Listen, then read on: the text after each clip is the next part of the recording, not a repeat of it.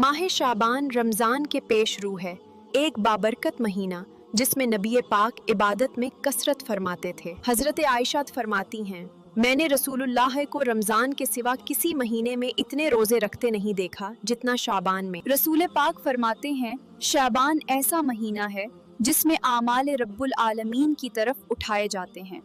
कुरान करीम फरमाता है, ए ईमान वालो, तुम पर रोज़े फ़र्ज किए गए ताकि तुम तक़वी इख्तियार करो। नबी पाक ने एतदाल का सबक दिया, रमज़ान से पहले ज़्यादा रोज़े रखकर कमज़ोरी ना पैदा करने की हदायत फरमाई।